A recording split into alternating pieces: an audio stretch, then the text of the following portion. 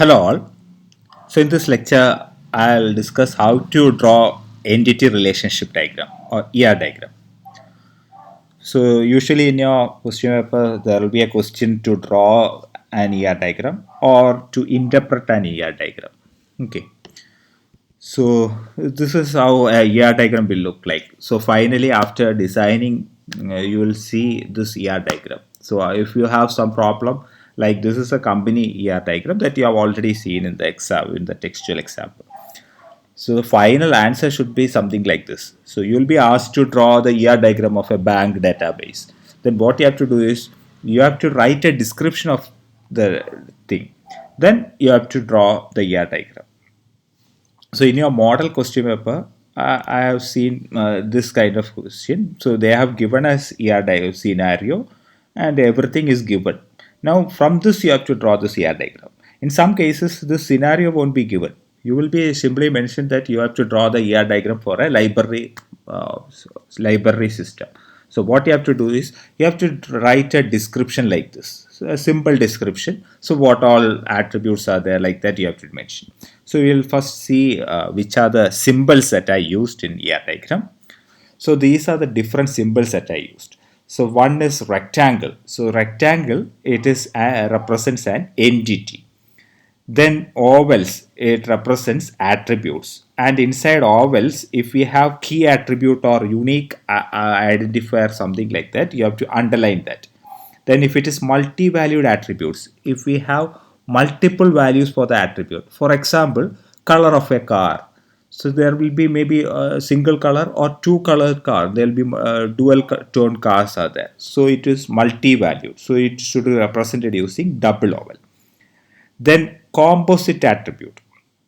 So for example, address, it contains sub attributes like street number, name, road name, or pin code, like that. There will be different sub attributes. So you can consider address as a composite attribute. Then there are derived attributes which will be represented in dotted oval. So derived attributes means which can be derived from some other attribute. For example, age of a person can be derived from date of birth. And from the current date we can easily calculate the age of a person. So derived attribute is age is a derived attribute. Then this is another symbol that is represents weak entity, double rectangles. So if an entity has no existence on its own, then we have to use this weak entity. Then we have relationship. Diamond represents relationship. Then this represents identifying relationship. So if we have an weak entity, then it should be connected to some other strong entity. So using this identifying relationship. Then this is how we represent a relationship between two entities, E1, E2, and there will be a single line or double line. So double line means total participation of E2 in R, and this represents partial participation. Then if we represent a single line, this is both entities are partial participation. Then here we can represent cardinality ratio 1 and n, meaning that E1, if there are one E1, then it can have n number of E2s. Okay, we will see example, then you will understand.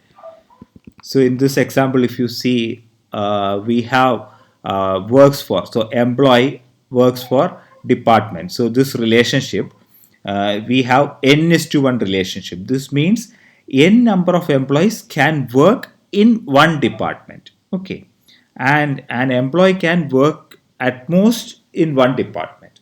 Okay, here also 1 is to 1. This means here we have written 1, here also we have written 1.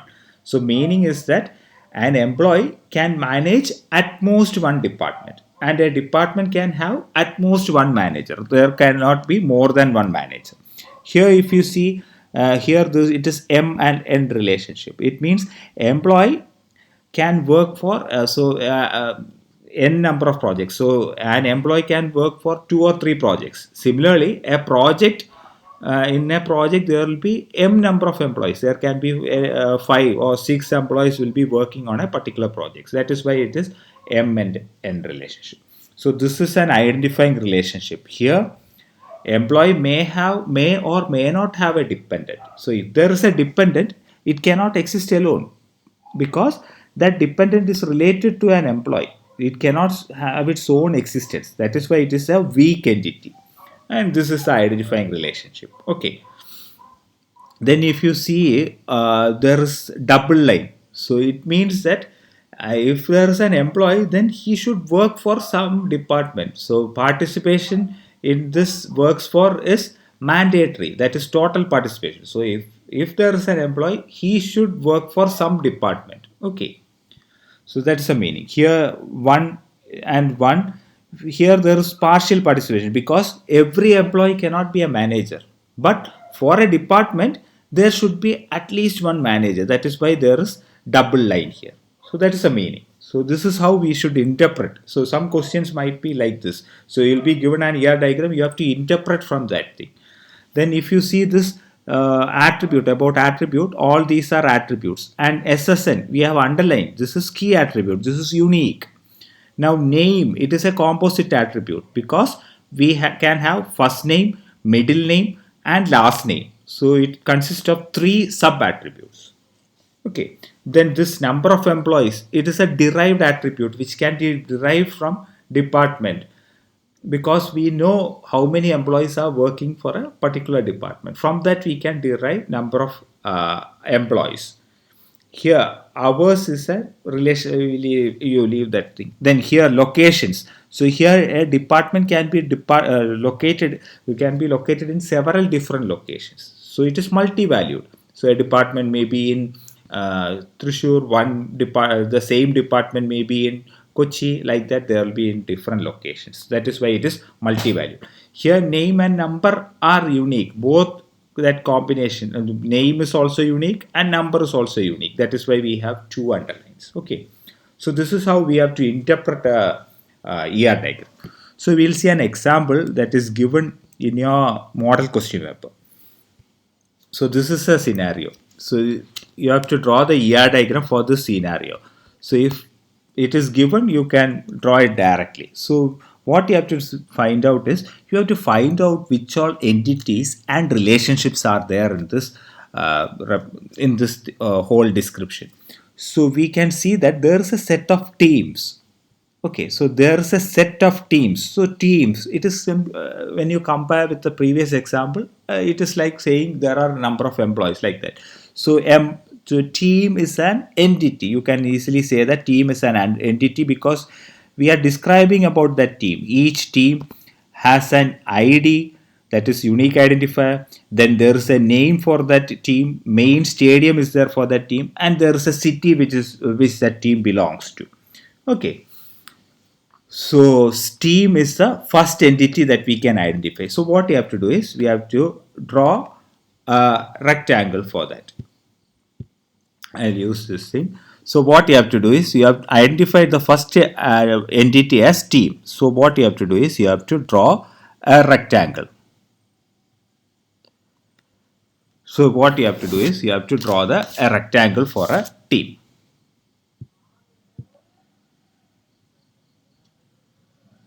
I think it's not connected. Just a minute.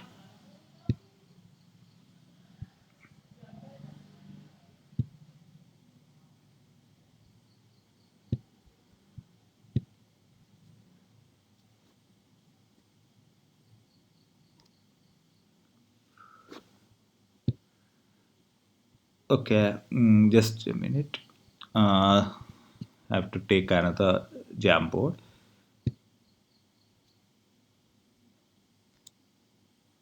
Okay.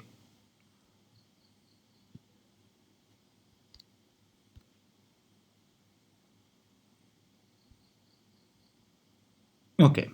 So what I am going to do is, I have identified the first entity as team. So I will draw a rectangle for that team. So I will draw a rectangle for that team. So that is my first attribute.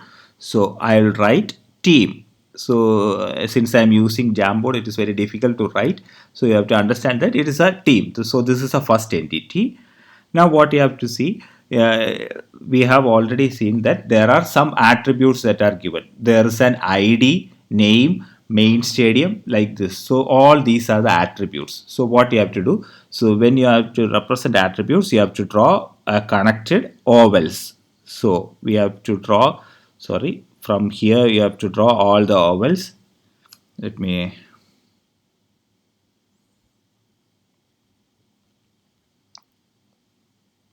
so first team, first attribute, it is ID. Okay, and you have to underline because it is mentioned that it is a unique identifier. So it is a unique identifier, so you have to underline that. So you have to underline that. Let me rub. Okay.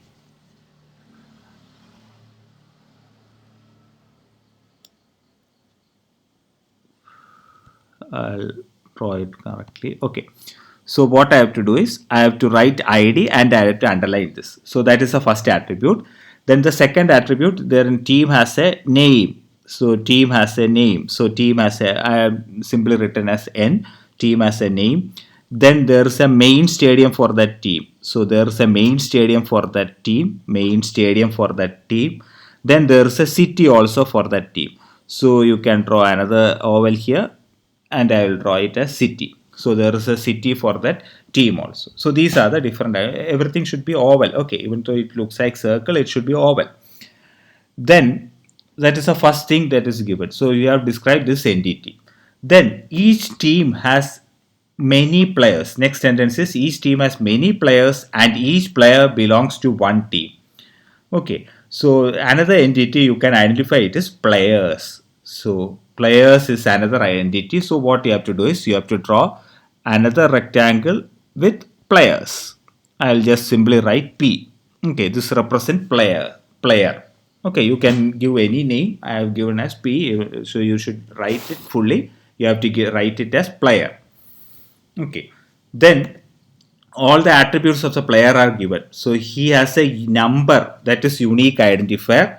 So that is key, the name, date of birth, start year, and shirt number that he uses. Shirt number is different from this unique number. Okay, shirt number is 10, 11, 12, like that. Will be giving some number to the player. So this is another unique number. Okay, so what you have to do is you have to draw attributes. So you can draw the attributes anywhere. So it is better you draw the attributes on top because we have to have some relationships also. So there is an ID number for that player which is unique. So you have to underline that. Then another thing, it is date of birth. Date of birth. I am simply written date of birth. Then next is start year, when he played, start year. Okay, then another attribute, it is shirt number. Okay, there is another shirt number is there. You have to write it fully. There is shirt number also. So these are the different attributes. Now we can see that there is a relationship also in this sentence. Each team has many players and each player belongs to one team.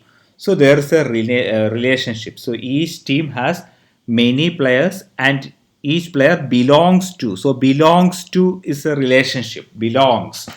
So belongs to is the first relationship between player and team. So what you have to do is you have to draw a relationship and you can name it as belongs to. You can give any verbal name.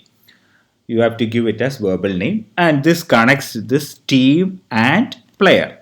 So this connects this. There's a relationship. So this means that this player belongs to a team. So this player belongs to a team. Now it is also mentioned that each team has many players. Okay, each team has many players and each player belongs to one team. So this means that we have already seen that total participation 1 is to n and all. So each team has one n number of players. So this side it can be n and each player can belong to only one team. So it means that here it is 1. Okay, here it is 1. So this means it is a 1 is to n relationship. Okay. Now we can let it be like that. So 1 is to n relationship. And also another thing is mentioned, each team has many players and each player belongs to one team. So that is a mandatory thing. So for the participation of this team should have players. So we have can draw a double line here also, because the participation is for team is mandatory, as well as the player cannot stand alone. So the participation in this relationship is also mandatory. The player should belong to some team. Okay. So you can give it as total participation. Then next sentence, we can see that teams play matches. Okay, teams play matches. In each match, there is a host team and a play. So there is another verb here, play. So play, it is another relationship. So team, it is a relationship between team and matches. So matches is another entity. Matches is another entity, because we have given a description here. In each match, there is a host team and a guest team. Then the match takes place in the stadium of the host team. Then for every match, we need to keep track of the following: the date on which the game was played and the final result of the match. So everything should be tracked of. So these are the attributes of that match entity. So we can draw another attribute here, which is called match. Okay, this is called match. I'll name it as M. Then the attributes are given. So it will have a host team. Host team will be there. Then there will be a guest team will be there. Then there will be a date that should be stored when that match was played. Then who was the winner of that match, that should be stored. Okay, winner of the match. And also the stadium which should be played, which is played. Okay, stadium details, it should be stored. Now it is a relationship between this team and match, that is play. So this should be play. This relationship we call it as play, and it should be between this team and match. So actually these attributes, also all these attributes should be drawn above, then it won't look it will look much better. So here it is some, there will be some problem. So you try to draw all these attributes above, because you have to show this relationship. So now each team plays matches. Okay, so for these are the attributes you should be played. There will be a host team, guest team, date, there will be a winner, and there will be a stadium. So these are the attributes. Okay, now next we will say the next example. Then the players participated in the match should be also stored. So players participated. So there should be a relationship between this match and player also. Okay, whoever has played for that match. Now the problem is here, the players participated. For each player, we have to mention how many goals he scored, whether or not he took yellow card, and whether or not he took red card. Then during the match, one player may substitute. So all these details should be stored. So it is actually a different thing. It is nothing related to the player details. It is, even though it is related to the player details, we cannot directly connect it to the player. We can draw it as a separate entity. So let me tell you one more thing. When you draw this design, each person will be drawing a different design. If I am saying like this, another person may be interpreting in some other manner. Every ER diagram will be correct. Don't think that only one person's ER diagram will be right. Only this is the right way to design. So every person will be thinking differently. So I'll be drawing like this. So here what is there is the players participate in the match. So for each player, how many goals he scored, whether or not he took the yellow card, whether or not he took the red card, all these things should be shown. So what I will do is, I will do another entity. I will draw another entity here. I'll name it as game, something like game. Okay, game. And there is a relationship between these two, played by. So there's a relationship between these, played. So match is played by some players. Since I have used the same name here, players, I have given another name, game. You can name it anything. Okay, you should not be. It should be a unique name. That's all. That entity should have unique name. So this is game. So in this game, what I am going to store is what all things should be there. The players participated in the match. So players participated in the match means I can simply store the ID of that player. I did not store everything. I will simply store the ID of the players that I have stored. Then what all details are there? Then how many goals he scored. How many goals he scored. So another attribute should be goals. So G, let it be G, goals he scored. Then how many yellow cards, whether or not he got an yellow card, whether or not he got a red card. So this is another attribute, red card, or whether he had substitutes. So I'll add another attribute. So if that person was substituted, it can be a substitute. Okay, and if you see that substitute should be different, because we'll read one more sentence, then it will be more clear. So during the match, player may substitute another player. We want to capture this substitution and the time at which it took place. So that time should also be mentioned. So one thing, you can include it here itself, or you can use an identifying relationship, because I will just remove this substitution details here. So I am removing that attribute from here. I have removed that attribute. Yellow card and red card should be there. After that, I have to store the details of the substitution. So what I can do is I will have another relationship where I'll store the substitute details, because every player will not have a substitute. So if I store in this database, there will be many null values. So it is better I will store the substitute as a separate entity. Substitute will be another separate entity. Okay. So what I will do is there is no space here. That's why I am drawing here. I will draw it here as substitute. So substitute, it is players will be substituted in a game, that players will be substituted. So S will be the substitute, but it has no existence on its own, because there should be some player should be substituted. So it is similar to an identify or weak entity. It is a weak entity. It has no existence on its own. Okay, and it should be identified by this identifying relationship. So I'll be draw this thing and this thing to here.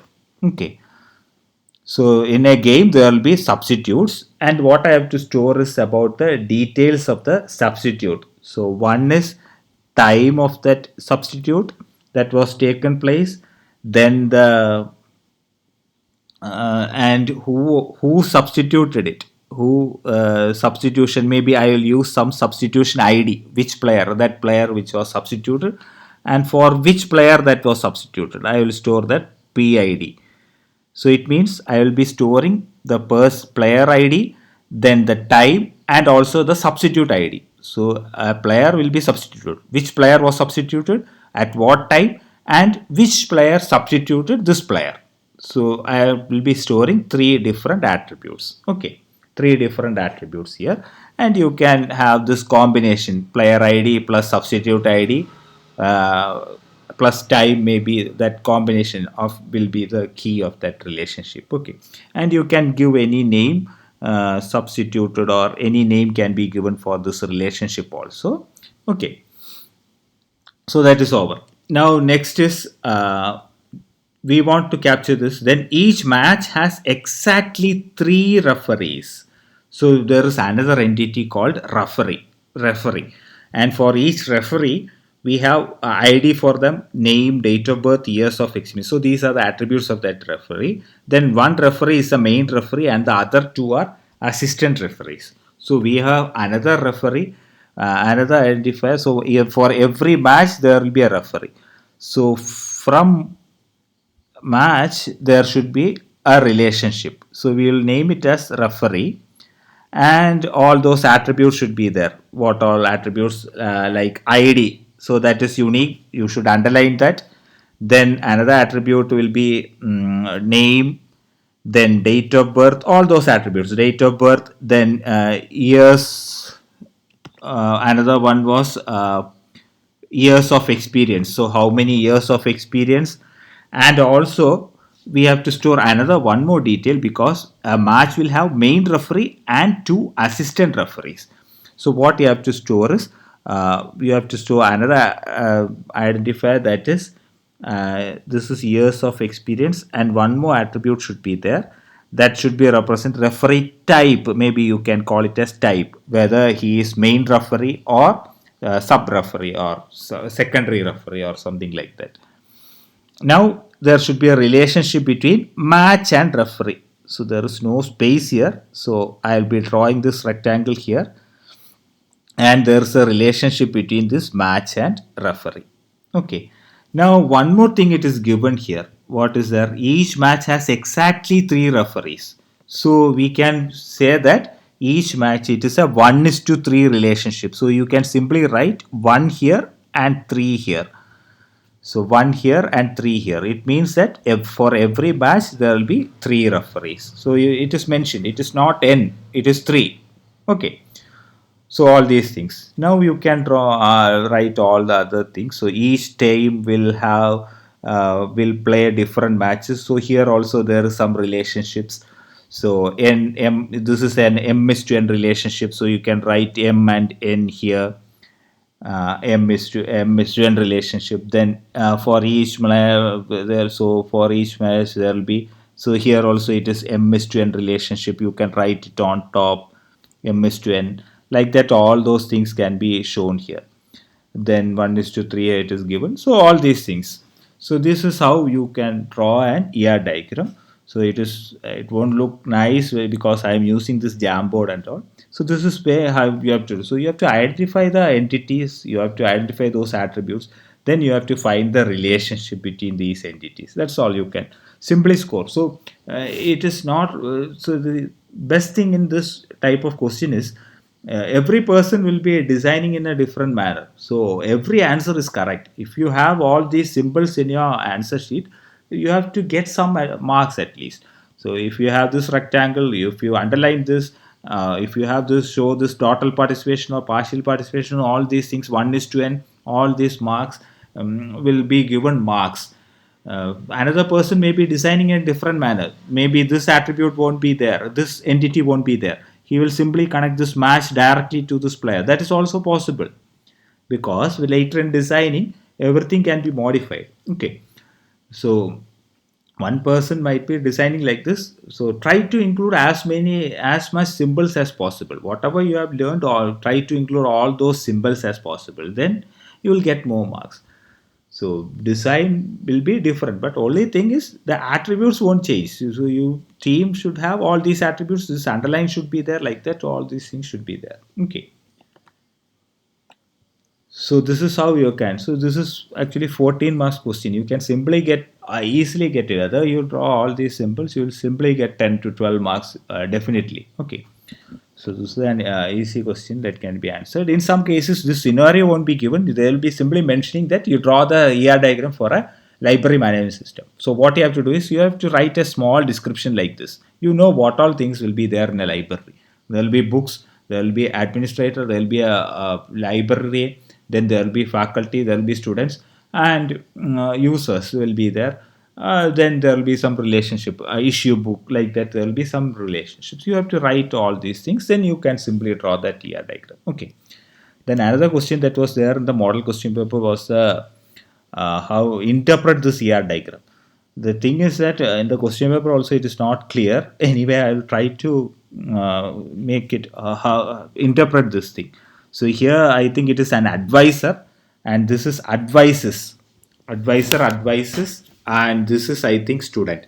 So you have to simply interpret. So advisor is an entity. The relationship is advices. So advisor advises student. This is a, here it is 1 here. This is m. So it is a 1:m relationship. Since we have double line, it shows total participation. So advisor should participate in this relationship, and also student should also participate in this relationship. That here also it is double line. Okay. Then here there is some other staff inspects phase, something like that. So this is a 1:m relationship. and here phase, this has total participation, here it is partial participation. This way you have to write whatever you understand from this, you have to write, that's all. So it is very easy. If you know what this all these symbols are, you can simply write. Here it is a weak entity, this because it is double rectangle, so it is a weak entity. Okay, weak entity, there is total participation here. Here also total participation, there is another relationship. You have to simply write like this. So this is another relationship between these two entities. I don't know what all. Then you know there is some numbering also. You have to mention that number. So this is 1:1 relationship. This is double line. There is total participation. This is double line. This is total participation. Here also double line and double line. Here one. It is one here. So it is 1:1 relationship, like that. Then here it is m is to m, here 1 is to m relationship, then m is to m relation, here it is m is to m n. So both can have n number of entities on both sides, like that. Here it is given, this is another way to represent this. Here it is given 0 comma 1. So this is known as min-max notation. So min-max notation. This is another way to represent this 1 is to m and all. Here it is given 0 comma m. Here also it is 0 comma 2, like that it will be represented. It means minimum and maximum. If it is mentioned in bracket 0 comma 1, it means minimum there should be 0 and maximum at most it can have 1 participation. If it is 0 comma m, that is 0 of this entity, maximum of m of this. In some cases it will be 1 comma 2. It means minimum one entity should be presented and maximum it should be 2, like that. If it is 1 comma m that is represented inside this, it means that minimum 1 and maximum m participation from this entity type. Like that you have to interpret. Here also it is given 0 comma m. So this entity has 0 comma m, meaning 0, minimum 0 and maximum m number of entities. Okay, like that you have to mention. So if we take this thing, in this also we can use this min-max notation. Here instead of employee, here you have to use 1 comma 1, because 1 comma 1 means an employee should work for at least one and at most one department. Or here also you can write 1 comma 1, because employee can at most 0 comma 1, because an employee may or may not manage and at most one he can manage only one department. Here department in this managers can be represented 1 comma 1, because at least one and at most one manager should be there. So we'll be mentioning 1 comma 1, like that. So that is an alternative way to represent this cardinality ratio. So you can represent either using this 1 n m, like that. In some cases it will be represented like this. So if you have to interpret like this, you have to write 0 comma m means 0, minimum 0, maximum m, like that. Okay. So that's all about entity ER diagrams. Thank you.